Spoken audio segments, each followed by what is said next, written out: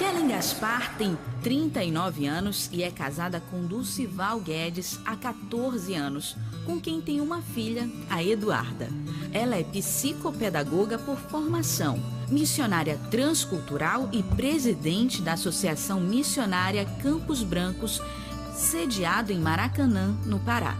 Projeto que atende cerca de 1.000 crianças e adolescentes nos lugares mais pobres e menos favorecidos da região norte e nordeste do Brasil, por meio de envio e manutenção de missionários que hoje correspondem a 24 em campo. Kellen é também autora do livro Pacal e Segredos do Campo Missionário. É conferencista e pregadora da Palavra de Deus. E com vocês, a missionária Kellen Gaspar.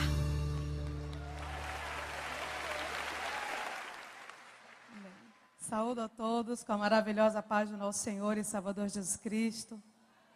É uma alegria muito grande, prazer muito grande estar aqui com as irmãs e os irmãos nessa manhã. Gostaria de pedir aos irmãos que, por gentileza, abram suas Bíblias no livro de Gálatas, capítulo 5, versículo 22, enquanto as irmãs procuram a referência. Vou reforçar a apresentação, chamando a atenção das irmãs para o projeto Campos Brancos e convidando todas que quiserem conhecer. Os irmãos podem ficando de pé, por gentileza, para lermos a palavra. O projeto Campos Brancos está ali em Maracanã, no interior daqui do estado do Pará. E nós temos atualmente 24 missionárias treinadas, enviadas pelo projeto Campos Brancos, trabalhando em lugares onde o evangelho não está disponível ou não está suficientemente disponível. Nós atendemos 1.000 crianças, alfabetizando, alimentando, evangelizando e discipulando. E vale reforçar para todos que estão me ouvindo nessa manhã, que fazemos isso sem nenhuma ajuda pública, por opção nossa, porque nós acreditamos que o dinheiro de Deus está no bolso dos crentes e nós escolhemos não nos aliançar com quem não tem aliança com Deus. Então eu posso dizer às irmãs que o Deus das missões está vivo, é provedor e competente para sustentar a sua obra. Em todos esses anos de projeto nunca faltou o alimento, porque Ele continua fiel. Gálatas 5, 22... diz assim: mas o fruto do Espírito é amor, alegria, paz, longanimidade, benignidade, bondade, fé, mansidão e temperança. Os irmãos podem sentar-se. Quando eu dobrei meu joelho para orar pelo Brasil, o Espírito Santo me disse algo muito forte que eu vou compartilhar com as irmãs nessa manhã. A mudança que nós queremos para o Brasil precisa começar em nós. Nós não podemos dizer assim: Senhor, acaba com a corrupção, se nós não devolvemos o troco a mais na mercearia. Nós não podemos dizer assim: Senhor, moraliza o Brasil, se nós temos um comportamento sensual, se nós não nos vestimos de maneira que glorifica o nome do Senhor. Nós não podemos dizer assim: Senhor, acaba com o tráfico, se nós não evangelizamos o traficante do nosso bairro, se nós não estendemos a palavra, o conhecimento da palavra de Deus, aquele adolescente, aquele homem que está perdido no mundo das drogas. Nós não podemos dizer: Senhor, acaba com a prostituição, se nós não somos os agentes de Deus para resolver esse problema. Sem corpo, queridas, Jesus não vai. Mas se você for, Ele vai em você, Ele vai através de você, Ele vai ao redor de você, e a mudança que nós tanto queremos, ela vai acontecer. Esse assunto é um assunto fantástico. Eu passei essas últimas semanas mergulhadas no fruto do Espírito, e preciso confessar às irmãs que eu não me coloco nessa manhã na posição de mestre, de professora, porque durante essas semanas que eu passei estudando e me preparando para estar aqui, eu encontrei em mim muitas coisas que eu preciso mudar também. Então nós vamos avançar juntas naquilo que nós preparamos para as irmãs nessa manhã. Quero começar dizendo que todo mundo que é crente de verdade, que é cristão verdadeiro, em algum momento já se perguntou assim: o que os céus esperam de mim? O que Deus quer que eu faça? Qual é a vontade dele para a minha vida? Todos que são cristãos de fato, pelo menos uma vez já se fizeram essa pergunta. E, amadas, Deus ele quer duas coisas de nós. Primeiro, que nós o conheçamos. E segundo, que nós frutifiquemos. E essas duas coisas estão totalmente relacionadas. Quanto mais nós conhecemos a Deus, mais nós frutificamos. Mais nós nos parecemos com Ele. E quanto menos tempo passamos com Ele, obviamente, menos nos parecemos com Ele e mais carnais são as nossas atitudes. É interessante nessa leitura que o apóstolo não fala dos frutos. Ele fala o fruto no singular. O que é que nós entendemos? É como se fosse uma tangerina, uma mexerica, uma laranja com vários gomos. E esses gomos fizessem parte da fruta como um todo. Mas também nos diz, irmãos, que fazendo todas essas características que nós lemos, fazendo parte de um único fruto, nós entendemos então que elas se completam, que elas são relacionadas e que nós não podemos ter uma e não ter outra, que nós não podemos ser bons, mas não sermos fiéis, nós não podemos ser fiéis, mas não sermos longânimos, nós não podemos dizer assim: o meu ponto forte é esse aqui, mas meu ponto fraco é esse. O Senhor espera que esse fruto ele se desenvolva e cresça e alcance todas essas áreas de crescimento. Irmãos, segundo o dicionário bíblico Wycliffe, o fruto do Espírito são os hábitos e princípios misericordiosos que o Espírito Santo produz em cada cristão. Eu quero chamar a atenção das irmãs para uma coisa interessante que descobri durante o estudo para essa manhã. Os frutos do Espírito não são sentimentos, como eu pensava. Eles são comportamentos. Né? Eu estava enganada também, antes de me preparar. São comportamentos. Eu não preciso sentir, eu não preciso ser sensibilizada para colocá-los em prática. São pequenas decisões que eu tomo desde o momento que eu me levanto da cama de manhã até o momento que eu me deito à noite, que dizem para o mundo se o fruto do Espírito está de fato desenvolvido dentro do meu coração. São comportamentos espirituais de quem é verdadeiro discípulo de Jesus. Ora, nós sabemos, irmãos, que quando nós vivíamos no pecado, nossos frutos, nossas ações, nossos comportamentos, eles eram todos obras da carne. Nós não tínhamos um Senhor a quem prestar conta. Mas a partir do momento que nós nos convertemos a Deus, o Espírito Santo passou a habitar no nosso coração e uma diferença precisa acontecer. É inadmissível alguém que venha a Cristo com um comportamento e depois que se converteu, mantém esse mesmo comportamento destrutivo. É inadmissível que nós não amadureçamos na fé, que continuemos com os mesmos hábitos que tínhamos antes de nos encontrarmos com o Senhor. Ora, nós lemos aqui em Mateus 3,8, João Batista dizendo: produzi, pois, frutos dignos de arrependimento. O arrependimento é genuíno, ele é provado através da nossa mudança de comportamento, da nossa mudança de atitude. Ora, antes de vir a Cristo, eu me vestia com sensualidade. Agora eu me visto para agradar o meu Senhor. Antes de vir a Cristo, eu me preocupava em ser amada por todo mundo, em que todo mundo aprovasse o meu comportamento. Hoje eu me preocupo em agradar o meu Senhor que conhece o meu coração.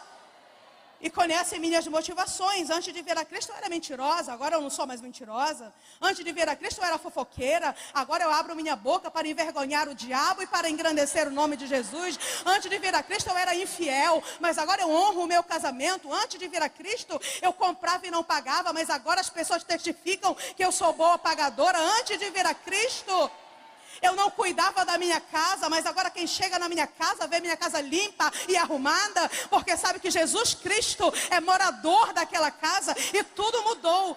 Tem que haver a mudança. Se não houve a mudança, nossas raízes ainda não estão no Calvário e nós não estamos a caminho do céu. Se não há mudança de comportamento, precisamos ter um novo encontro com Cristo. Quando nós tomamos essa decisão de deixar que o fruto do Espírito seja desenvolvido em nosso coração, é como se nós entregássemos a direção da nossa vida ao domínio do Espírito Santo. Já não sou mais eu. Agora o Espírito Santo está sentado no centro. Eu quero reagir de uma forma, mas o Espírito Santo, através da sua palavra, me orienta que a minha reação precisa ser diferente. A minha vontade é ir lá, é brigar, é chamar a atenção, é lutar pelo meu direito, é perguntar para ela se ela sabe com quem ela está falando. A vontade da minha carne é essa, mas eu submeto essa vontade ao Espírito Santo e digo: Senhor, toma conta da situação, eu não vou escandalizar o teu nome e não vou semear discórdia no meio do grupo onde o Senhor me colocou. Nós nos submetemos a Ele, irmãos, mas claro que não é fácil. Gálatas 5:25 nos diz assim: se vivemos pelo Espírito, andemos também pelo Espírito. Nossa maneira de viver precisa ser compatível com a nossa fé. Compatível com a nossa fé. Mas é claro, irmãos, que muitas vezes os nossos discursos estão a quilômetros de distância do nosso comportamento. Nós somos muito boas em falar e nos encontramos falhas em agir.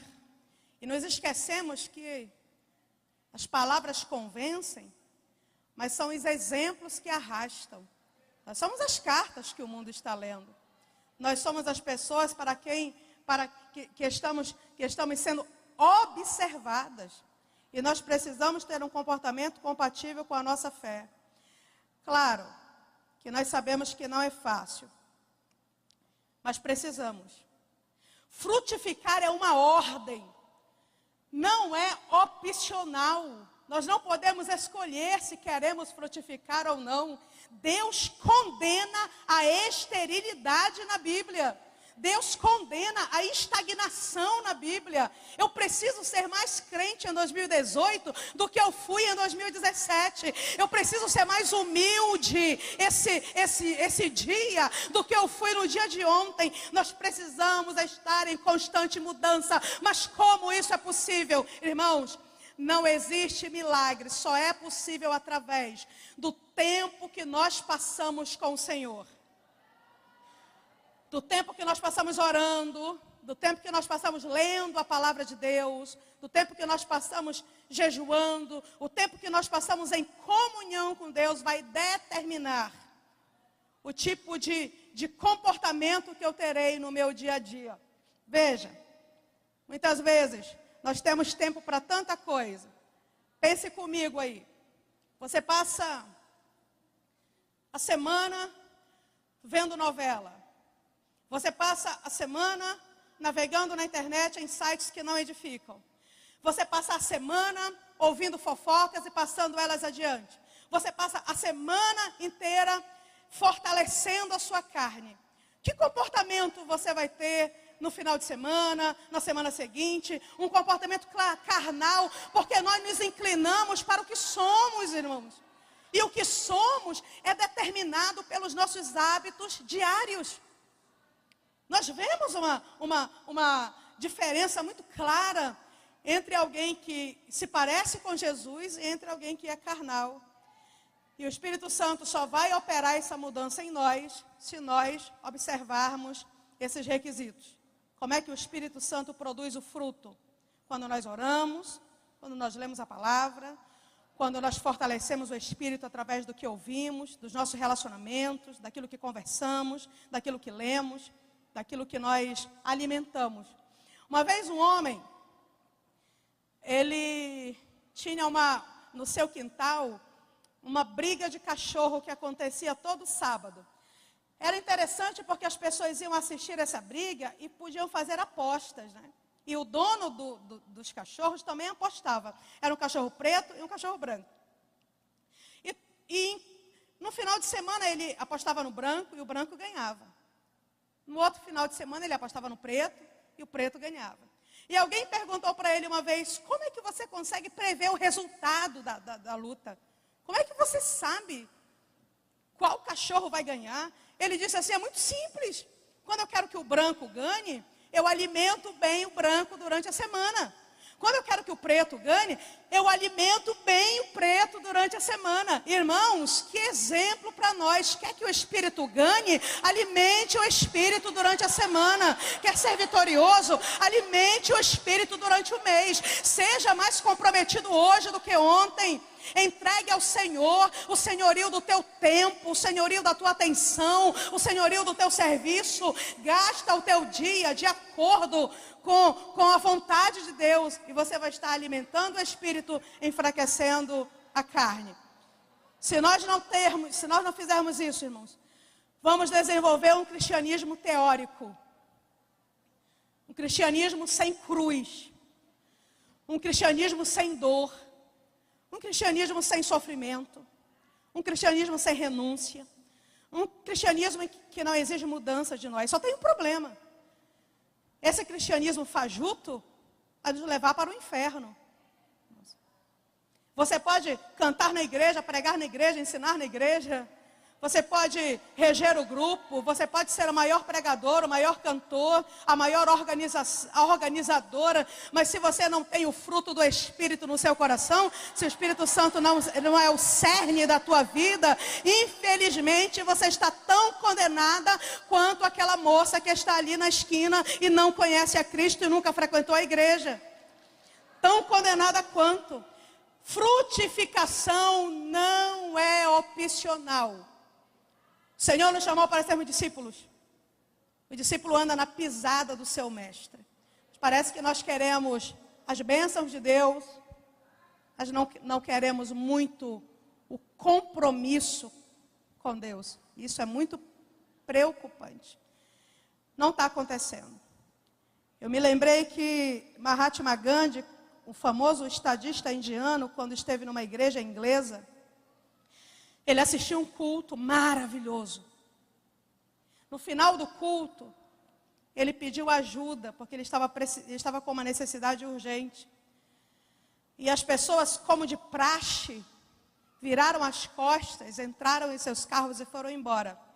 E Mahatma Gandhi respondeu assim, disse o seguinte, alguns anos depois, ele disse: o vosso Cristo eu quero, o vosso cristianismo não. Entenderam? Um pregador, uma vez pregando, foi interrompido por alguém que se levantou e disse assim: ei, o que tu és? Fala tão alto que eu não posso ouvir o que tu dizes. Fruto, meus irmãos. Testemunho, relacionamento com Deus, com o outro, comigo mesma. O Senhor exige isso de nós, queridos. Senão o nosso ministério será uma militância. Senão o nosso serviço será uma fraude. Senão nós passaremos muito tempo na igreja. Mas estar na igreja não é sinônimo de estar em Cristo. São duas coisas diferentes. Mas se você está na igreja e está em Cristo, querida, a vida é de vitória sobre a carne, sobre o mundo e sobre o diabo. Mas se você está na igreja e não está em Cristo, não espere vitórias espirituais. Elas não virão.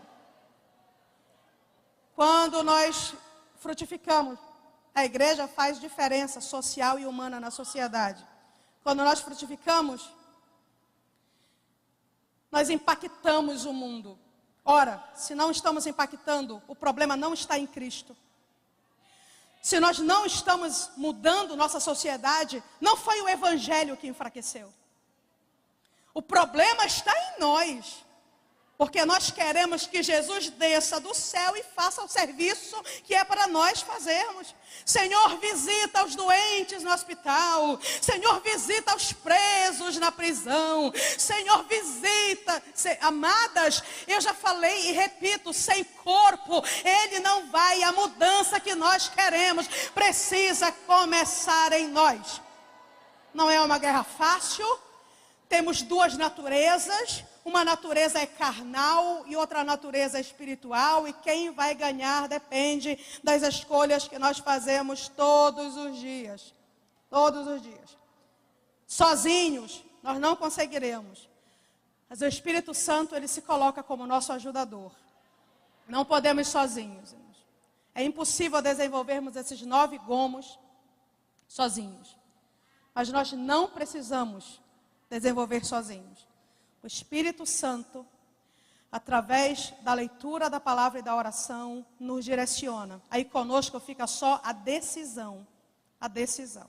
Se alguém lhe dá uma semente, como o Senhor nos deu essa semente, o que é que nós vamos fazer com a nossa semente natural? Vamos regá-la, vamos adubá-la para que ela se desenvolva. O fruto, ele é diferente dos dons do Espírito. Os dons, eles são um presente. São uma dádiva. Você recebeu agora e você já vê a operação dele nesse momento. O fruto não. O fruto precisa ser desenvolvido a cada dia. A cada pequena decisão que você toma durante o dia. Com a ajuda do Espírito Santo. É assim que nós vamos fazer com que as obras da carne que nós praticamos naturalmente cedam lugar a um comportamento espiritual. Eu escrevi uma coisa para vocês, escutem aí. Semeie um pensamento e você colherá uma ação. Semeie uma ação e você colherá um hábito. Semeie um hábito e você colherá um caráter. Semeie um caráter e você colherá um destino. O que o homem semear, isso ele ceifará. Então, amados, o nosso interior é como um campo onde semeamos diariamente. A pergunta que não quer calar nessa manhã é: o que estamos semeando? Eu não posso semear intriga e querer colher paz. Eu não posso semear ódio e querer colher o amor. Eu não posso semear divisão e querer colher união. Eu não posso semear intriga e querer colher amizade, irmãos. O que o homem semear, isso também ceifará. O que nós estamos semeando vai determinar o que nós colheremos. Primeiro fruto, irmãos. Primeiro fruto, ele é a base de todos os outros. É por isso que ele vem em primeiro lugar. O primeiro fruto é o amor. Mas não é aquele amor que você ama, quem lhe ama também. Não é só isso. Não é aquele amor que você trata bem, quem lhe trata bem. A Bíblia diz que até o ímpio faz isso, e faz, às vezes, demonstrando, às vezes, até melhor do que nós. Esse amor ágape, irmãos, que não é um sentimento, é um comportamento, é amar e continuar amando, mesmo que o nosso amor seja rejeitado. É amar e continuar amando, mesmo que o nosso amor, ele seja vituperado. É amar e continuar amando, mesmo que a outra pessoa, e apesar da outra pessoa, e ainda que a outra pessoa não mereça o nosso amor. Esse é o amor que nos diferencia. Por que não é um sentimento? É muito fácil amar a irmã Honorata. Ela é dócil, ela é gentil, ela telefona, ela manda mensagem no WhatsApp, ela vai visitar. Fácil amar quem nos dá esse feedback, esse retorno. Só que o amor não é um sentimento, ele não pode ser regido pela nossa sensibilidade. Se for assim, nós só vamos amar quem nos ama. Quando o Senhor nos manda amar, Ele está dizendo que nós devemos amar a todos, independente do merecimento ou não. E decidir amar, ter um comportamento amoroso, mesmo que o nosso sentimento seja contrário àquela pessoa. Um comportamento amoroso, independente se nós estamos com raiva, se nós estamos decepcionados, se a pessoa nos magoou, se a pessoa nos humilhou, se a pessoa nos aborreceu. Mas, irmã Kellen, eu fico com raiva. Parabéns, você é humana, eu também fico. Eu não estou dizendo para você, não fique com raiva. Ninguém vai conseguir. Nós ficamos. Agora nós vamos decidir não agir de acordo com a nossa raiva. E continuar tendo um comportamento amoroso com aquela pessoa que nos ofendeu. Esse é o fruto do Espírito, irmãos. Ele não está relacionado a merecimento. Ele é o cerne do cristianismo. E a presença ou a falta do amor em nós irá provar algumas coisas. 1 João 3,14. Irmãos, isso é tão sério, tão sério. A presença do amor em nós irá provar se nós estamos vivos ou mortos. Nós sabemos que já passamos da morte para a vida, porque amamos uns aos outros. Sabemos que já passamos da morte para a vida, se amamos uns aos outros. Irmãos, aquele que não ama está morto. Pode estar andando, falando, cantando, pregando. Nada disso prova a qualidade da sua fé, a veracidade da sua conversão. O amor é a marca do verdadeiro discípulo.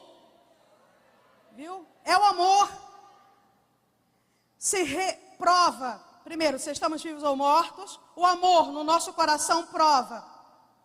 João 13:35. Através deste testemunho, todos reconhecerão que sois meus discípulos, se vos amardes uns aos outros. O amor prova se realmente somos discípulos de Jesus. Eu não posso ser discípulo de Jesus e odiar o meu irmão. Eu sou uma fraude. Eu não posso ser discípulo de Jesus e não dividir o que eu tenho com quem precisa. Eu sou uma mentira. Eu não posso ser um discípulo de Jesus e dizer assim: ah, Senhor, tem uma necessidade bem ali, Senhor, usa a irmã. E enquanto que eu me esquivo e fico para trás, eu não posso ser discípulo de Jesus, irmãos. Se eu não amo, agora se eu não amo quem? Se eu não amo minha família, meus vizinhos, meus amigos, meus colegas, agora vai ficando mais difícil. O estranho, quem está abaixo de nós na hierarquia social, vai ficando mais difícil. O inimigo. Não somos discípulos se não amamos. E esse amor, irmãos, que não escolhe quem o merece ou não. Você quer saber se você é realmente cristão? Faça essa pergunta para você aí. Existe esse amor em mim? Como eu reagi diante da última traição?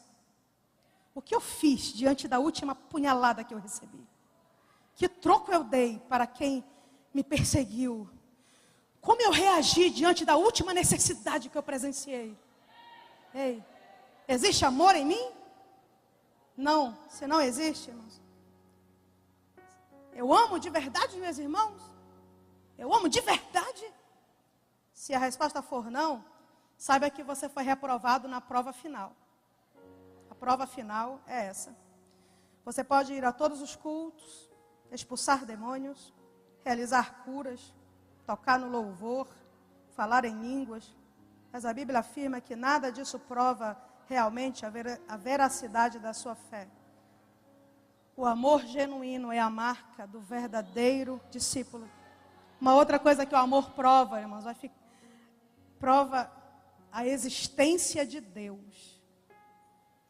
Fizeram uma campanha na Inglaterra, em que os ônibus foram plotados com a seguinte frase: Deus não existe, curta a vida.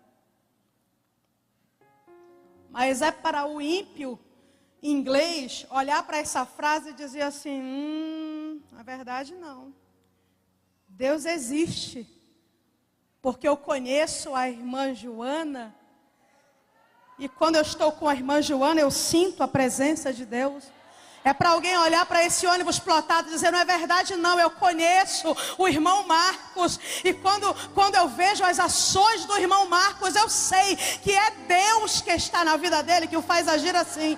Irmãos, olha aqui. 1 João 4,12, ninguém jamais viu a Deus, mas se nos amarmos uns aos outros, Deus permanece em nós. O mundo vê Deus a partir de nós, quando nós exercemos o amor no nosso dia a dia. O mundo vê Deus. O que significa amar? Não é sentir. Se você for empurrado por sua sensibilidade, você vai amar meia dúzia de pessoas. Não é algo instintivo. É uma decisão consciente de se dar ao outro, de ir em direção do outro para suprir a sua necessidade. O amor expressa o conteúdo total da fé cristã. Jesus falou que seus discípulos seriam conhecidos pelo amor. Ele disse que por onde nós passássemos, nós seríamos conhecidos pelo amor. Nós precisamos pedir, nós vamos fazer um clamor no final, onde nós teremos a oportunidade de pedir ao Senhor que nos ajude. Pedir ao Espírito Santo que nos ajude. Que esse gomo desse fruto seja produzido em nós, nessa manhã, se ainda não tiver sido, e que fique em constante crescimento e desenvolvimento até a vinda do nosso Senhor, ou até o momento em que nós partiremos para nos encontrar com Ele. Que fique claro isso, que não é sentimento, é comportamento. Segundo gomo é a alegria. Deixa eu contar uma história para vocês. Eu conheci um psiquiatra daqui do estado do Pará, quando minha mãe estava fazendo um tratamento. Foi um tratamento longo, um tratamento difícil. E numa das vezes que eu fui levá-la para uma consulta, antes da consulta começar, eu fiquei conversando com ele alguns minutos na sala de espera. E eu não sei como nós chegamos nesse assunto, alegria. E ele me disse assim, Kellen, tem uma moça que vem limpar o meu consultório e a minha casa. Ela é da sua fé, ela é da sua igreja. Essa moça mora no Jurunas, ela chega aqui às 7 horas da manhã, então ela sai de casa pelo menos umas 5h30. Quando eu abro a porta de manhã, e olha, ela tem 7 filhos, o marido está doente, ela limpa várias casas, não é só a minha. Quando eu abro a porta de manhã, ela diz assim, bom dia, doutor, vim deixar sua casa limpinha e cheirosinha. Ele disse, e ela começa a limpar. Se eu vou na cozinha buscar uma água, uma fruta, nossos olhares se encontram, ela sorri. E ela canta das 7 da manhã às 5 da tarde. E eu tenho falado dela para as minhas pacientes, inclusive para uma que é riquíssima e que só dorme à base de remédio, tem que tomar remédio para dormir, tem que tomar remédio para acordar também. Uma mulher que tem 3 carros com 3 motoristas à disposição, que mora na melhor cobertura desta cidade, que viaja para Miami, que viaja para Inglaterra, que vai esquiar na Suíça. E essa mulher tem uma tristeza profunda. Ele disse, qual a diferença entre uma e outra? Eu disse, querido, a diferença só pode ser uma coisa. A diferença entre uma e outra é que uma tem Cristo e a outra não tem. Se nós temos Cristo, irmãos,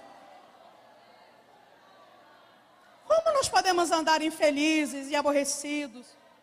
Se nós temos Cristo, porque o nosso semblante é derrotado, porque nossos ombros são caídos, Porque a nossa pose é encurvada? Se nós temos Cristo, porque o nosso discurso é pessimista? Porque o nosso olhar é triste? Irmãos, não é possível. Se você tem Cristo, você não é assim, porque você sabe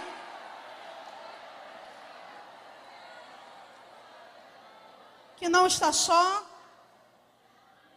Essa alegria, eu quero perguntar para você nessa manhã. Não precisa me responder, mas pode responder para você mesmo aí. Você é uma pessoa feliz? As pessoas que convivem com você dizem assim: ela é tão alegre. Ele é uma pessoa tão alegre, não tem dia ruim. Dizem? Você é feliz?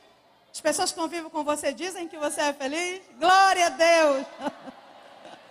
Amados, o que é essa alegria? É não ter problema? Não. É não ter dívida? Não. É não ter problemas conjugais? Não. O que é essa alegria, irmãos?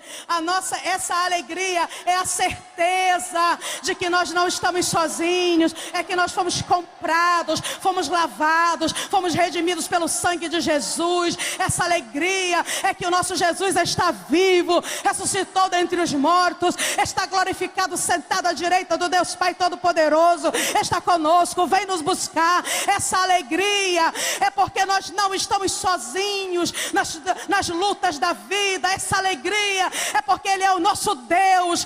Essa alegria, queridos, é porque nós somos bem-aventurados. É um comportamento alegre, apesar de você estar triste. Você pode estar triste por alguma circunstância, mas você tem um comportamento alegre porque sabe que essa circunstância vai glorificar o nome de Jesus na sua vida, vai cooperar com o seu crescimento, né? Como está o seu marido? Irmã, Jesus está fazendo a obra. E aquele teu filho que está nas drogas? Meu filho, o Senhor está cuidando do meu filho. E a tua filha? Minha filha é uma bênção, é presente de Deus. Vai chegar o dia em que o Senhor vai me dar minha vitória completa. As circunstâncias podem ser tristes, mas meu comportamento não. Eu posso estar com problema, mas o meu comportamento é um comportamento de confiança de que Deus está no controle da situação. Isso só acontece como resultado de uma intimidade com o Senhor. Olha, tem gente que diz assim: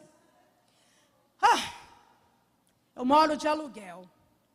Se eu tivesse casa própria, eu ia ser feliz. A minha tristeza, porque eu não tenho casa.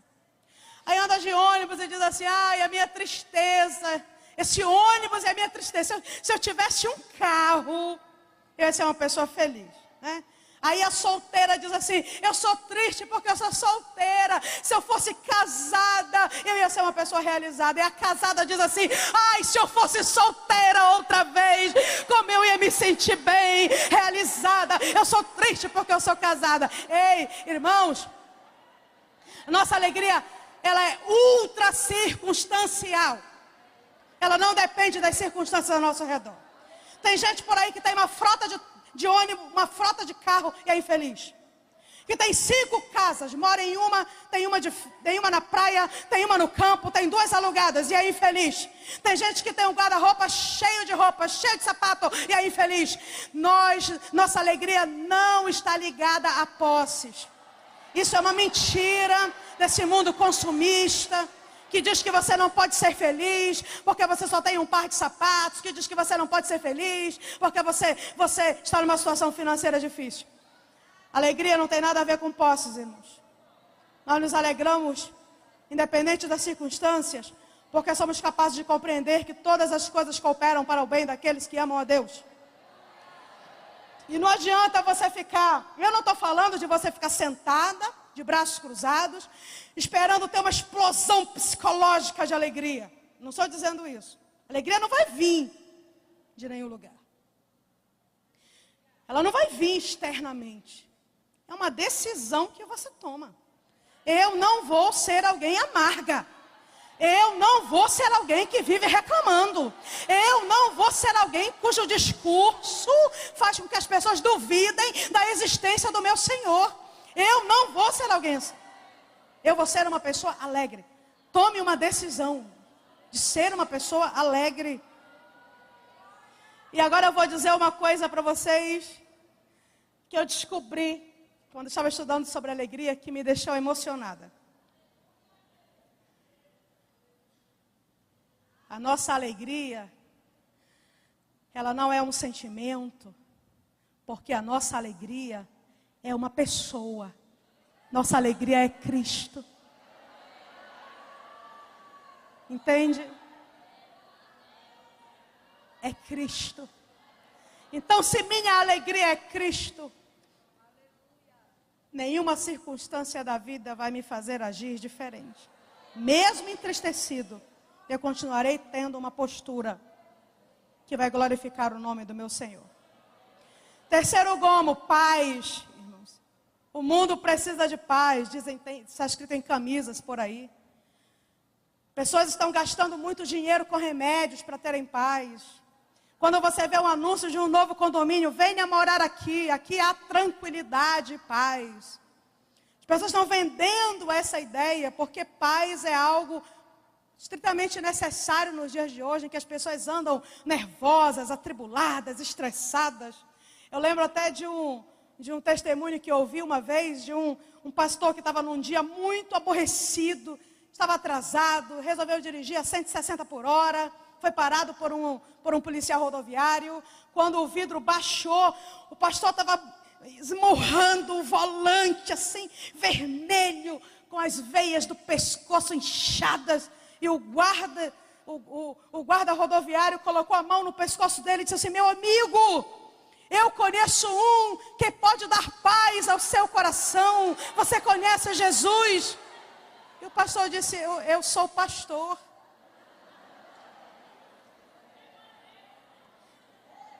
Irmãos, não adianta você ser coisa alguma se o fruto do Espírito não está sendo desenvolvido dentro do seu coração. Viu? Se você não renuncia à sua carne, se você não abre mão dos seus prazeres, se você não é capaz de uma renúncia para glorificar o nome de Jesus. Olha, paz. Jesus nos concedeu a paz morrendo em nosso lugar. Ele nos deu a paz com Deus. E Ele nos oferece um outro tipo de paz, que é a paz de Deus. E Paulo nos ensina o segredo para nós termos essa paz em Filipenses 4, 6 e 7. Não andem ansiosos por coisa alguma, mas em tudo, pela oração e súplica e com ações de graças, apresentem seus pedidos a Deus, e a paz de Deus, que excede todo o entendimento, guardará os seus corações e as suas mentes em Cristo Jesus. Ora, Paulo está dizendo que nós devemos comunicar nossas angústias e nossas dores ao Senhor, em oração, crer que as situações problemáticas da vida serão resolvidas no seu devido tempo.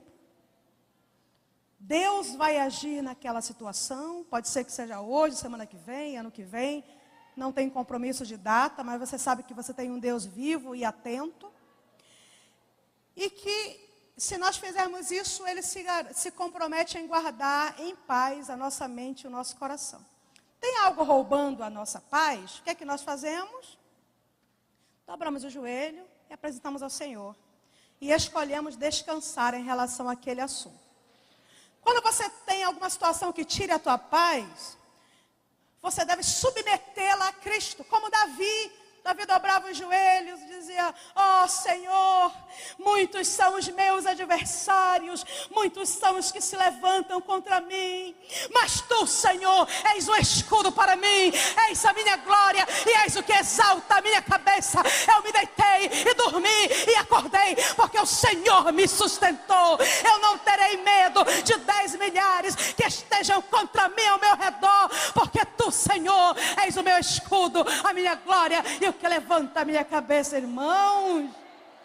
Alguma coisa tira a tua paz, entrega para Jesus. Cause confusão no arraial do inimigo.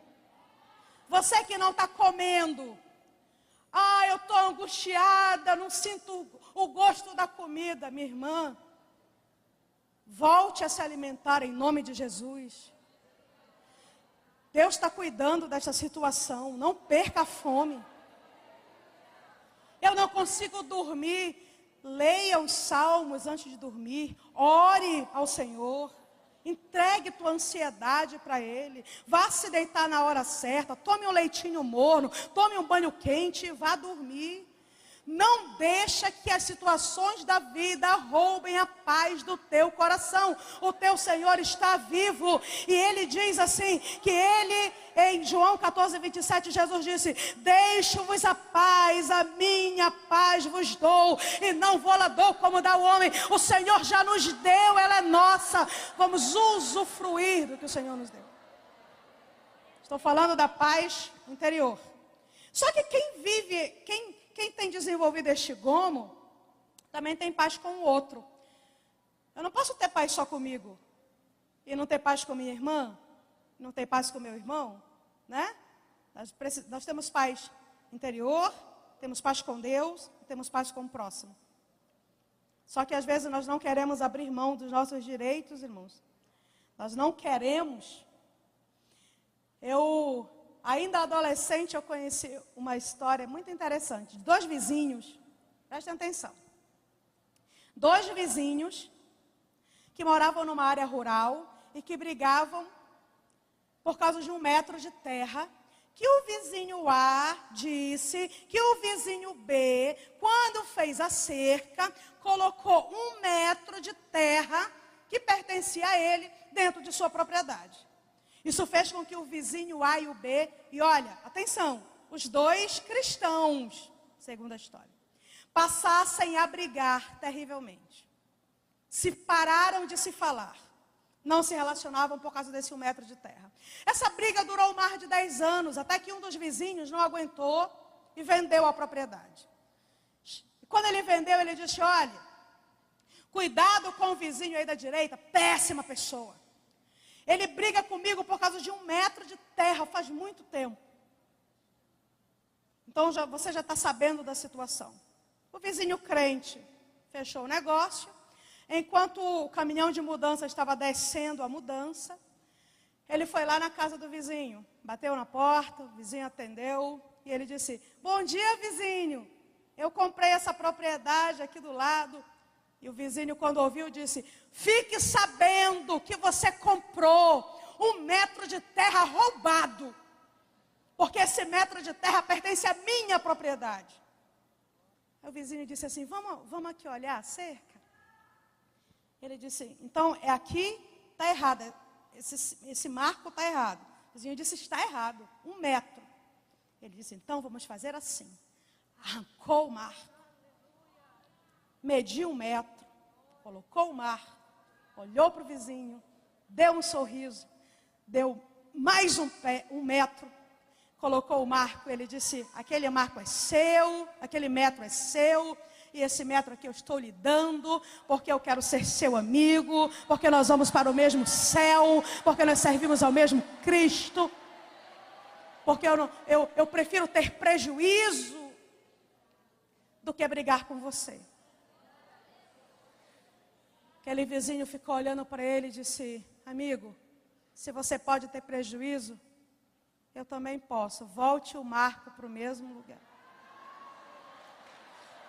O Senhor nos chamou para termos paz com o outro, para sermos pacificadores.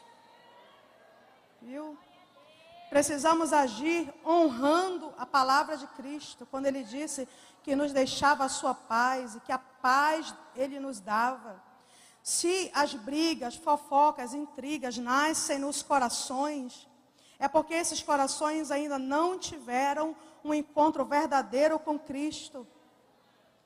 Eu quero dizer para você nessa manhã, querida, você foi chamada para a paz, para viver em paz, para semear a paz, para construir a paz, para praticar a paz.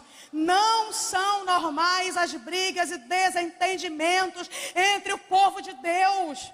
Não podemos aceitar isso com naturalidade. Esse lugar é um lugar de paz, é um lugar onde nós podemos cumprimentar todos, abraçar todos. É um lugar em que nós podemos sentar ao lado de qualquer pessoa.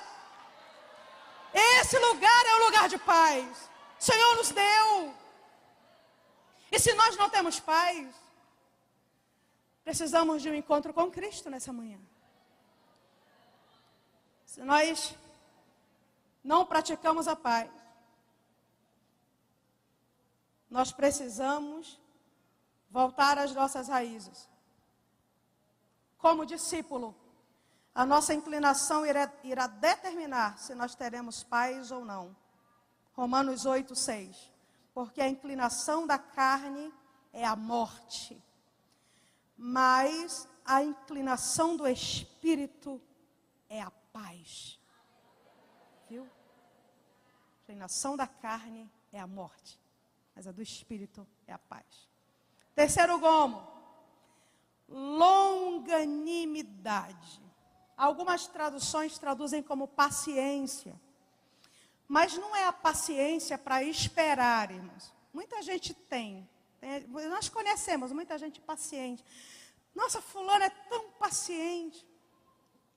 Essa paciência aqui, longanimidade, é paciência para suportar. Diferente, né? É mais difícil, né? É mais profundo, é mais sério. Paciência para suportar. É a longanimidade. Transliterando para a língua portuguesa, significa ânimo longo.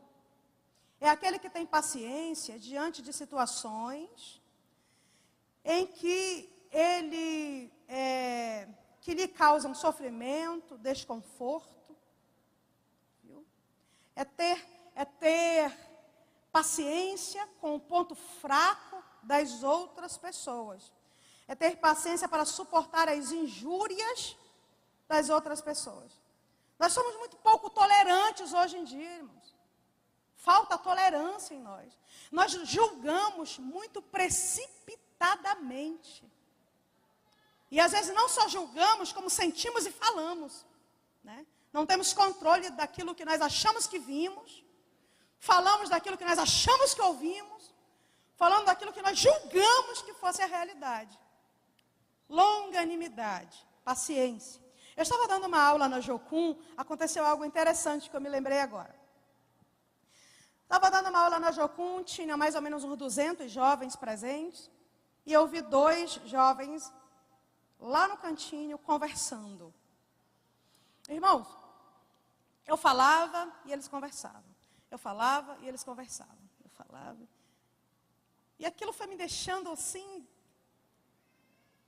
aborrecida com a situação, porque eu tinha me preparado tanto para aquela aula e aqueles 2 jovens conversando. Minha vontade foi dizer assim: opa, vocês 2 aí, querem ir ali para fora conversar mais à vontade? Tem uma pracinha aqui na frente. Vamos para lá. Deixa aqui só quem quer ouvir. Mas, irmãos, olha, paciência para suportar. Calada.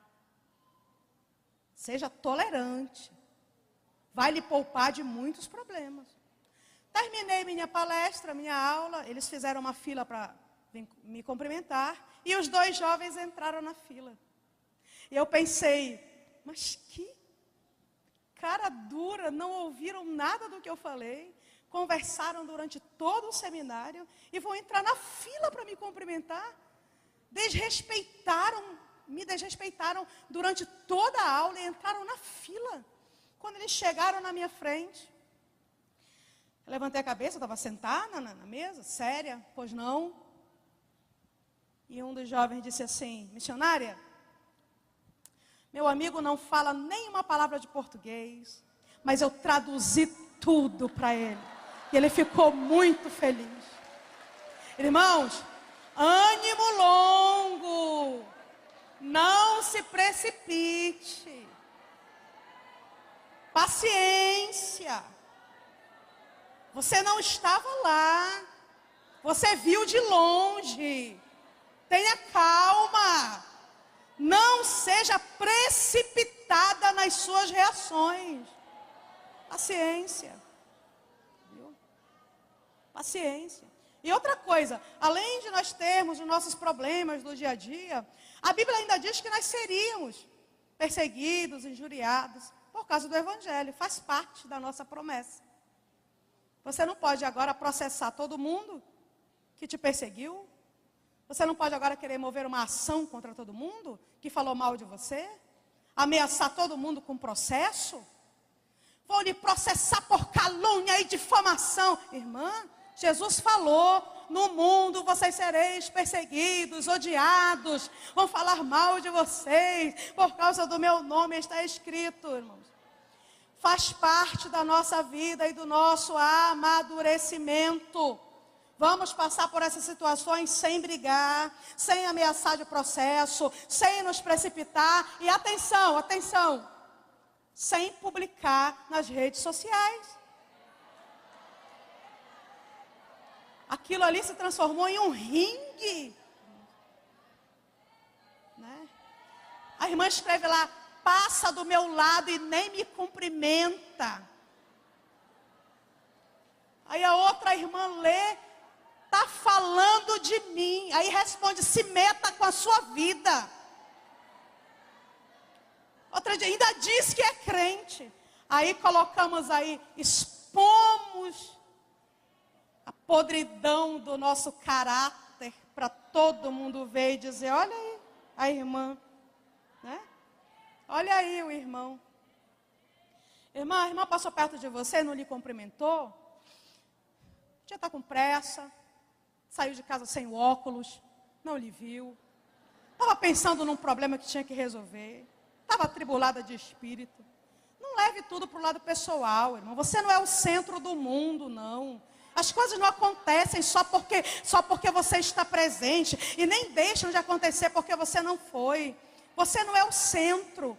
As pessoas têm problemas. Nada é especificamente direcionado a você. E se você tiver problema com alguém, seja mulher, minha irmã. Vá lá, minha irmã, eu percebi que você chegou ontem no culto, cumprimentou a irmã Maria, a irmã Elisa, a irmã Graça, mas não me cumprimentou. Eu fiz alguma coisa que magoou a irmã? Se eu fiz, me perdoe em nome de Jesus, porque eu lhe amo, porque você é minha irmã e porque nós vamos para o céu juntas. Viu? Seja mulher, minha irmã, vá lá. Telefone, mande um e-mail, marque um encontro. Não escreva no Facebook. Jesus não tem Facebook. Ele escuta, o compromisso dele é com a tua oração. Tem gente que escreve, ai Senhor, me protege dos meus inimigos. Escreve na timeline, né? Para Jesus ler e... Não, não é assim. Ânimo longo. Ânimo longo. Paciência. Suporte a falta de cortesia, a falta de amabilidade, com toda a humildade e mansidão. A longanimidade é característica de quem foi regenerado. Nosso Cristo sofreu humilhações, perseguições, chicotadas, açoites, bofetadas, sem reclamar, sem revidar, e deixou exemplo para nós seguirmos. Ele deixou esse exemplo, viu? Eu quero falar para você nessa manhã, olha, seja longânimo, suporte, não revide, não saia da igreja, não saia do grupo, não desista do seu ministério. Não abra mão da sua chamada. Tenha ânimo longo, minha irmã. Tenha ânimo longo. Você é um discípulo. As coisas ficaram difíceis. Procure seu mestre. Conte para ele.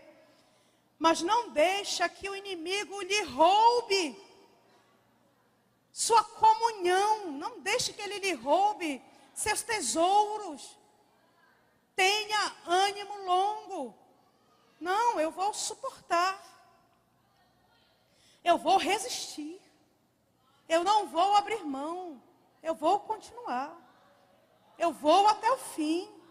Eu terei paciência para suportar essa situação. Eu não estou sozinha. Jesus está comigo. Né? Longanimidade. Vamos para o próximo gomo. Benignidade. Significa gentileza e bondade. É interessante, vocês percebem como eles estão correlacionados, né? Eu até vou abrir um parentezinho aqui para dizer o seguinte.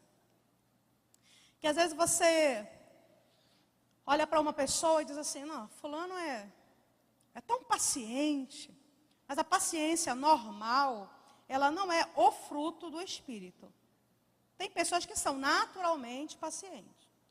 Né? Nossa, fulana é uma pessoa muito séria nos negócios dela. A fidelidade, se ela está isolada dos outros gomos, ela não é resultado do crescimento e amadurecimento do fruto do Espírito. Nós sabemos que temos o fruto quando todos os gomos estão em constante desenvolvimento e crescimento. Todos ao mesmo tempo. Não posso ser boa em uma parte e ruim em outra. Tá, irmãos? É ao mesmo tempo, nós precisamos buscar esse desenvolvimento. E todos estão muito relacionados com a benignidade, que é compaixão e misericórdia.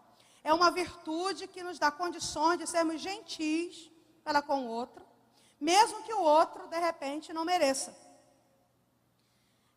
O cristão não pode ser inflexível e amargo. Nós não devemos estar, irmãos, alguns cristãos parece que eles estão na expectativa de uma batalha, sempre. Estão armados, já levantam de manhã armados. Entende? Eu conheci uma irmã, em uma das viagens que eu fiz, que ela me disse assim, o marido dela me disse assim, irmã Kelly, eu estava hospedada na casa dela para pregar no evento, e ela levantou do quarto e passou pela cozinha, assim. E eu estava sentada lá na mesa, que eu acordo cedo. E ela passou por mim, assim, seguiu. Não me olhou, não me cumprimentou, não me deu bom dia. Eu fiquei olhando, meu Deus, o que aconteceu? Aí o marido dela disse assim, irmã, minha esposa passou. Eu disse, já, irmão? Passou por aqui. Ele disse, irmã, ela não fala com ninguém antes das 11 da manhã. Ela acorda todo dia assim. Depois das 11 é que ela vai melhorar. A irmã não repara. E eu fiquei pensando, meu Deus, se Jesus volta antes das 11 da manhã, minha preocupação foi essa. Se Jesus volta de manhã, toda aquela vida daquela mulher que ela viveu na igreja foi desperdiçada. Né? Toda. Bom, benignidade, gentileza e a amabilidade, a doçura de temperamento. Não podemos ser inflexíveis e amargos. Eu ouvi um coach de liderança dizer num seminário, se a pessoa que quer fazer sociedade com você trata mal o garçom, não se associe, não é de confiança. Viu? A benignidade é quando nós exercemos esse tratamento em relação ao outro, principalmente os menos favorecidos. Tiago Brunet contou que ele estava com a sua esposa em um aeroporto, tinha despachado a bagagem e pediu um café para uma atendente. Ele pediu o café e passou 5 minutos e ela não veio. Ele pediu o café novamente, passou mais 5 minutos e ela não veio. Pediu o café novamente, finalmente ela chegou. E ele disse que era daqueles cafés caros de R$16. Ele disse que ela colocou com tanta força a xícara na mesa que R$4 já caíram para fora. E ela virou e foi embora. Voltou para trás do balcão. E a esposa dele disse assim, vamos chamar a gerente, vamos chamar o infraero. Ele disse, minha filha, se acalme. Você não sabe o que está acontecendo dentro do coração dessa moça? Você não sabe se ela apanhou do marido antes de vir para cá? Você não sabe se ela deixou um filho doente em casa? Você não sabe se ela tem uma dívida que ela não consegue pagar? Você não sabe se ela está lutando contra uma depressão. Você não sabe que sentimentos estão dentro do seu coração. Então se acalme. E ele foi, pagou o café. E ele disse, moça, venha cá. Ela disse, o que é que o senhor quer? Ele disse, venha cá. E ela se aproximou, ele disse, me dê a sua mão. Ela estendeu a mão, ele segurou na mão dela e disse assim, obrigada por nos servir, mesmo estando em um dia tão difícil. E ela começou a chorar. E ele teve a oportunidade de falar para ela sobre Jesus naquele momento. Não, se coloque no lugar do outro. Se coloque no lugar do outro. Viu? É nessa hora que nossos direitos são violados, que nós mostramos se somos benignos ou não, tolerantes ou não. Você não sabe que fardo aquela pessoa está carregando. Não saia por aí deixando o fardo das pessoas mais pesado. Todas as pessoas que encontram com você, que possam sair do seu caminho com um fardo mais leve. Viu? Não torne o fardo de ninguém mais pesado. As pessoas precisam olhar para você, precisam ver Cristo em você. No seu comportamento, na sua palavra, no seu modo de agir. Bondade, irmãos. Muito parecido com benignidade, mas não é a mesma coisa, não. Bondade. Uma pessoa bondosa é aquela que se compromete em fazer o bem sem se preocupar se alguém está observando, ou se alguém está agradecendo, ou se a pessoa que está recebendo o ato pode recompensar ou não. Ora, é muito fácil eu tratar bem o juiz da cidade. Bom dia, doutor, né? Sente aqui, o senhor quer uma água?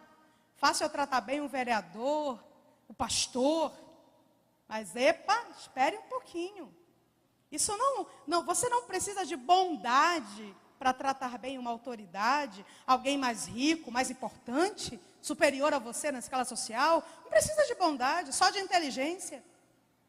Agora, para você tratar o menos favorecido, aí sim. E sem dar, porque é interessante, eu vejo o comportamento de algum crente na rede social.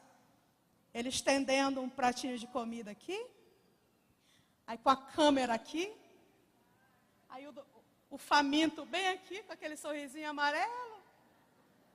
Aí ele coloca a foto, né? Fazendo o bem. Não, como é isso? Né? Fazer o bem para ter likes e curtidas também não conta aqui, não. Eu estou falando de você exercer esse gomo do fruto e colocá-lo acima do seu prazer pessoal. É você exercer o amor sabendo que Deus está olhando para você e que os céus não esperam outra coisa de você. E é fazer o bem para com todos, independente da circunstância. Eu quero falar para vocês uma frase do Martinho Lutero. Ouçam aqui. Uma pessoa é bondosa quando se dispõe a ajudar aqueles que estão em necessidade. Esse é o grande desafio da bondade, transformar a mera reflexão em ação. Ou seja, não ser bondoso apenas com palavras, mas com ações. Amar realmente o próximo e lembrar-nos todos os dias que, agora toda atenção, por favor. Lembrar-nos todos os dias que o nosso próximo não é aquele simplesmente que eu encontro pelo caminho, mas aquele em cujo caminho eu me coloco. Entenderam? Vá lá. Não precisa a pessoa pedir. Identifique a necessidade e supra. Não espere o telefonema. Vá visitar o doente. Não espere que a necessidade seja escancarada. Vá porque você é discípula de Cristo. Vá porque você está exercendo esse caráter de Cristo. Vá porque o Senhor te disse que você não deveria se cansar de fazer o bem. Porque no tempo certo você colherá. Gálatas 6, 9 e 10. Nosso Mestre Jesus andou por toda a parte fazendo o bem e nos deixou esse exemplo. Fazer o bem, o que eu vou fazer, vai resultar em glória para Jesus, então eu vou fazer para que o nome do meu Senhor Jesus seja glorificado. Próximo gomo, fidelidade. É a característica daquele que é honesto, que é fiel, que é confiável. É aquela pessoa que é transparente, aquilo que você escuta ela dizer, é aquilo que está em seu coração. Ela não usa máscaras, ela não faz de conta que é quem não é. Ela não desenvolve um papel, ela é aquela pessoa. E é no coração que nós somos encontrados fiéis ou não, irmãos. A Bíblia diz em 1 Samuel 16:7, porque o Senhor não vê como o homem vê, porque o homem vê o que está diante dos seus olhos, porém o Senhor olha para o coração. De acordo com esse versículo, é no coração que nós somos encontrados fiéis ou não. E se você é fiel a Deus, você, em consequência, é fiel ao seu marido, é fiel ao seu credor, é fiel ao seu patrão, é fiel em todas as suas relações do cotidiano. Essa fidelidade começa em Deus, irmãos. Começa em Deus. Quem não é fiel não pode ser considerado um discípulo. Fidelidade é compromisso, né? Crente fiel não se esconde do cobrador. Não diz para o filho dizer assim, vai lá e diz que eu não estou. Crente fiel, irmãos, cumpre a palavra. Crente fiel diz que vai e vai. Crente fiel diz que vai fazer e faz. Crente fiel não desiste de nada no meio do caminho. Não telefona para dizer, irmã, eu não quero mais. Não, crente fiel vai até o fim no compromisso que assume. E o Senhor, Ele pede que nós, irmãos, sejamos fiéis. Ter compromisso com o que compra, cumprir a promessa. Honrar a palavra. A fidelidade, olha para mim, ela percebe uma presença, a presença de Deus. Então você está ali na padaria, você dá R$50 para comprar o pão, a manteiga e o leite, e a moça te devolve 50, mais uma nota de 20, mais uma nota de 10, e você olha... Eita, ganhei o dia, né? Irmãos, a fidelidade percebe uma presença. Ei, do teu lado aqui, ó, está Jesus olhando para você. A fidelidade percebe uma presença. Eu não estou sozinho aqui. Jesus está aqui. Querida, você me deu o troco a mais. Está aqui os 50. A fidelidade percebe uma presença. Não, eu dispenso a carona porque eu sou casada e eu não posso dar aparência do mal. O Senhor me perdoe, tá? O Senhor pode ir. A fidelidade percebe uma presença. Uma presença. Tempo inteiro. A presença de Deus. Seja fiel nas pequenas coisas. Seja fiel no seu dia a dia.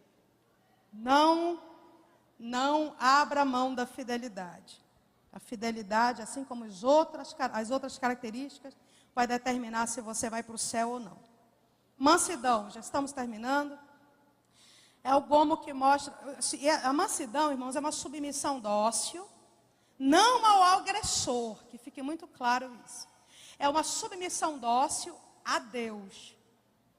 Você exerce a mansidão quando você submete plenamente sua situação a Deus e descansa. Ser manso é reagir de maneira tranquila às críticas, agressões e situações adversas. Não é pecado ficar irado, mas o que vamos fazer com a nossa ira é a decisão que nós temos que tomar. Estou com vontade de gritar, mas eu não vou gritar. Eu serei manso. Estou com vontade de virar essa mesa. Não vou virar. Eu escolho ter um comportamento manso. Estou com vontade de fazer um escândalo. Não vou fazer. Eu escolho ter um comportamento manso. Eu estou com raiva, mas eu não vou agir de acordo com o meu sentimento. Eu não sou escrava do meu sentimento. Eu sou serva de Jesus Cristo. Eu não sou escrava da minha carne. Eu não preciso ceder. Eu não sou um animal que faço tudo que tenho vontade. Não, irmãos. Nós temos um dono. Nós temos um Senhor que nos comprou com alto preço.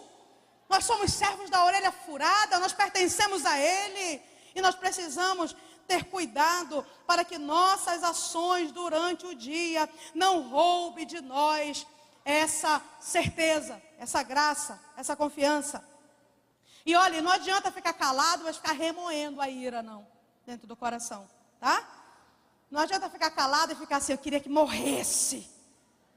Não adianta ficar calado e dizer assim, ai, que ódio, que ódio. Não. Fique calado e diga assim, Senhor, abençoa a tua serva, dá a tua serva sabedoria, ajuda a tua serva a entender que a situação não foi bem assim. Senhor, guarda o meu coração. Senhor, nos manda guardar o coração acima de todas as coisas. Não deixa que isso desça ao teu coração, que frutifique ali, que mate o fruto do Espírito que está nascendo ali dentro do teu coração. É uma virtude que o mundo não valoriza. Nem o crente, você às vezes controla, né? Consegue se equilibrar. Aí a irmã vem do teu lado e diz assim, se fosse comigo... Mas você é besta, hein? Ah, se fosse eu quero é ver se eu não ia lá, ia contar, ia fazer um escândalo, ia dizer para o marido dela, ia contar para o pastor. Irmãos, o mundo não valoriza isso, a carne não valoriza isso. Mas olha, a Bíblia diz em 1 Pedro 3,4, seja, porém, o interior do coração unido ao incorruptível traje de um espírito manso e tranquilo. Isso é precioso diante de Deus. É diante de Deus, é diante de Deus. Deixa que digam por aí, que falem por aí, eu quero agradar ao meu Senhor, então eu não vou ceder ao impulso da carne. E olha, só é manso quem é humilde, viu, irmãos? São duas virtudes altamente relacionadas. O manso entende que também é carne. Minha irmã errou, mas poderia ser eu. Meu irmão errou, mas poderia ter sido eu.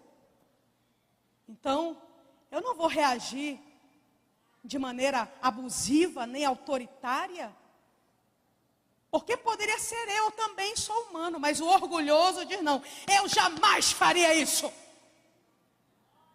Eu jamais faria isso, foi incompetência. O humilde é diferente. E diz, eu sou carne, eu estou sujeita às mesmas fraquezas e paixões. Então eu vou me solidarizar, eu vou ajudar, eu vou dar uma palavra, eu vou ajudar a recuperar a situação da minha irmã, a vida da minha irmã. Eu vou ajudá-la nessa situação. Eu não vou agir como um delegado, vou agir como um servo enviado para curar, para sarar. O manso reconhece o valor do outro, irmãos. A alma daquela pessoa vale mais do que o mundo inteiro. Não jogue ninguém no inferno, não despreze ninguém. Viu? Custou o preço de sangue. Jesus foi o maior exemplo de mansidão. E é a nossa única esperança de transformação. Eu não sou assim, Jesus te ajuda a ser assim. Eu não consigo, o Espírito Santo te ajuda a ser assim. Viu? Não se conforme com o cristianismo medíocre, com a vida carnal. Não, eu sou assim, aquele crente Gabriela, nasci assim, eu sou mesmo assim, vou morrer assim, vai para o inferno assim? Não, Jesus, eu estou aqui com meu coração rasgado. Me ajuda, Senhor. Eu quero ser um crente fiel, eu quero ser uma esposa melhor, eu quero ser uma mãe melhor, eu quero ser uma pessoa, um agente de transformação na sociedade, que eu quero ser sal, eu quero ser luz, eu quero que a cruz de Cristo resplandeça na minha vida, que as pessoas olhem para mim e te vejam a ti. Nós devemos estar buscando isso, irmãos, todo o tempo, não se conforme. Chegamos no último gomo, domínio próprio.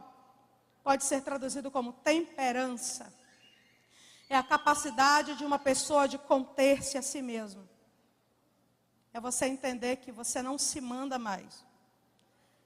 Cristo é que está no controle. Então, se Ele está no controle, você precisa ter seus próprios desejos e apetites controlados. É o senhorio de Cristo sobre a língua, sobre os pensamentos, sobre os apetites e sobre as paixões. Domínio próprio. Quem não tem domínio próprio nunca vê a placa de pare. Continua. Quem não tem domínio próprio, irmãos, olha aqui, compra demais, não pode ver um catálogo, né? Quem não tem domínio próprio, compra demais, fala demais, come demais, dorme demais, briga demais, anda demais. Quem não tem domínio próprio faz tudo demais. Aí se prejudica e prejudica quem está ao seu redor também. Fazendo uma pausa rapidamente para essa questão da língua, tinham uns homens, uns senhores doutores conversando assim numa praça, no intervalo ali do almoço, sobre qual seria a melhor coisa do mundo. E uma pessoa, um morador de rua daquela praça, que as pessoas chamavam de louquinho, estava ouvindo a conversa e foi lá e disse assim: doutor, eu sei qual é a melhor coisa do mundo. E eles olharam, porque ninguém tinha chegado a um consenso. E qual é? Ele diz: me dê R$10 que eu vou trazer. Você vai comprar a melhor coisa do mundo por R$10? Vou. Vamos, dê R$10 aí para ele, vamos ver o que ele vai trazer. E o louquinho foi com os R$10 e chegou, botou lá em cima, está aqui. Abriram um jornal. Louquinho, é uma língua. A língua é a melhor coisa do mundo. Louquinho disse: é, Senhor. Com ela a gente levanta, a gente encoraja, a gente elogia, a gente ajuda, a gente anima, a gente conforta. Com ela a gente resolve problema, com ela a gente semeia a paz. E eles olharam e disseram: rapaz, é verdade. E qual seria a pior coisa do mundo? O louquinho disse assim: me dá R$10 que eu vou buscar. A pior coisa do mundo também custa R$10, louquinho? Custa. Pegou os R$10, foi, voltou, está aqui, a pior coisa do mundo. Qual é a pior coisa do mundo? Abriram o embrulho, a língua. Mas louquinho, outra língua. Mas é a pior coisa do mundo, patrão. Com ela a gente calunia, a gente derruba, a gente mata, a gente destrói. Com ela a gente faz guerra. Com ela a gente destrói reputações, relacionamentos, destrói vidas. A pior e a melhor coisa do mundo são a língua. A língua. Se nós controlamos a nossa língua, nós conseguimos controlar todo o resto. Domínio próprio atua como um freio contra as paixões da carne. De vez em quando somos tentados, mas através dessa virtude, nós avaliamos e reconhecemos que a vontade de Deus é mais importante. E assim nós conseguimos vencer. Domínio próprio. A irmã vem falar mal de outra irmã, faça coro, não, irmão. Não diga assim: é mesmo, também acho. Não. Diga assim: querida, nossa irmã, vamos orar por ela. Tá?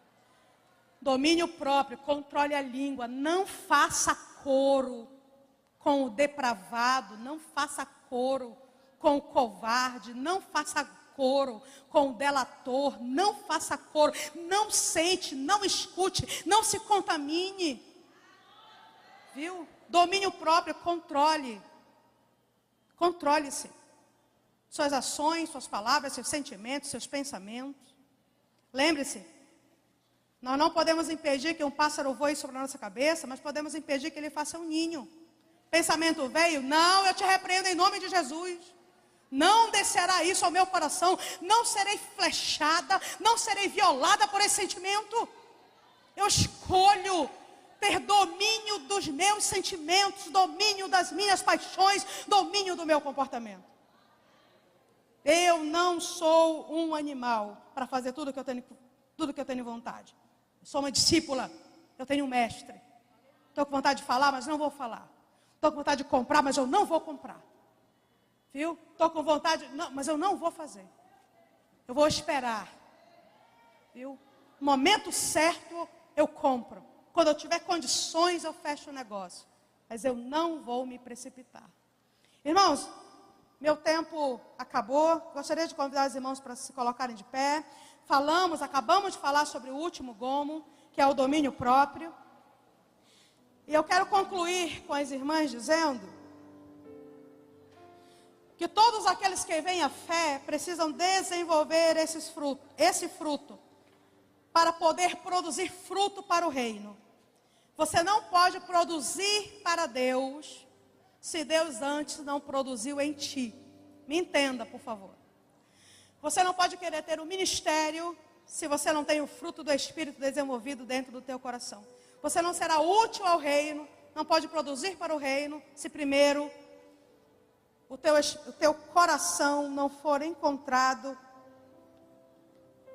regenerado, sarado e com condições de que você seja uma real testemunha de Cristo. João 15,16 diz assim: não fostes vós que me escolhestes a mim. Pelo contrário, eu vos escolhi a vós e vos nomeei para que vades e deis frutos.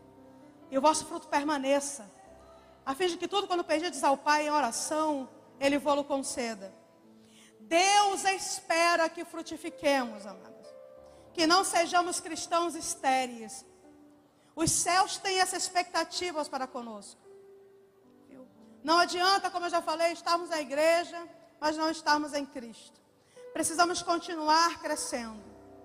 O nosso vocabulário precisa ser um vocabulário de alguém que tem o fruto do Espírito dentro do seu coração. O nosso comportamento precisa ser de acordo com aquilo que está sendo semeado e frutificando no nosso coração. As nossas ações precisam estar de acordo com a qualidade da nossa fé, com o nosso caráter. Nós precisamos compreender, irmãos, que são nossos frutos, que são esses gomos que testificam que hoje nós somos realmente discípulos de Jesus. São esses gomos. Veja bem, a santidade não é opcional. A santidade é um estado. A santificação é um processo que nós vivenciamos todos os dias, através das escolhas que nós fazemos. Disse o Senhor Jesus: eu sou a videira verdadeira. Meu Pai é o lavrador. Toda vara em mim que não dá fruto, atira. E limpa toda aquela que dá fruto, para que dê mais fruto. Vós já estáis limpos, de Jesus, pela palavra que vos tenho falado.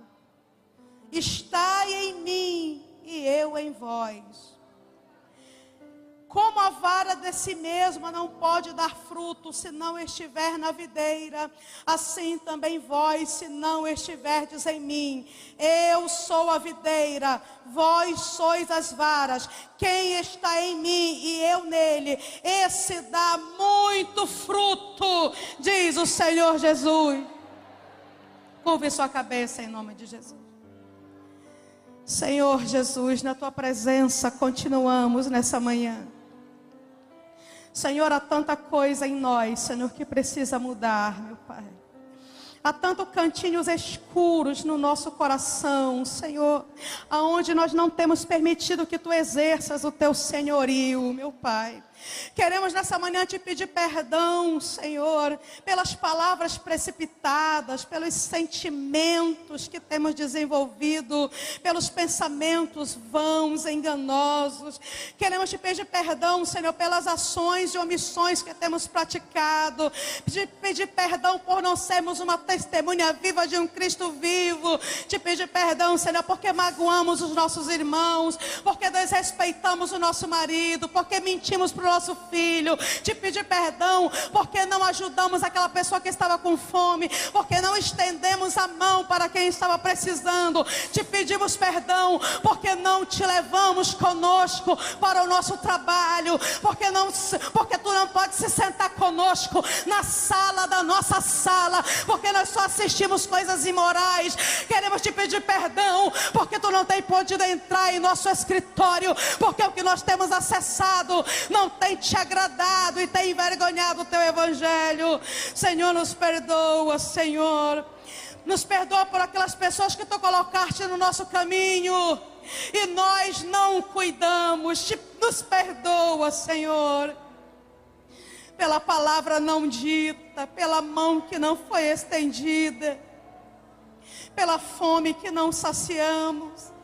Te pedimos perdão pela porta que nós fechamos, pelas pontes que nós queimamos, pelos cadáveres que deixamos ao longo da nossa história, pelas aquelas pessoas que nós perseguimos e humilhamos.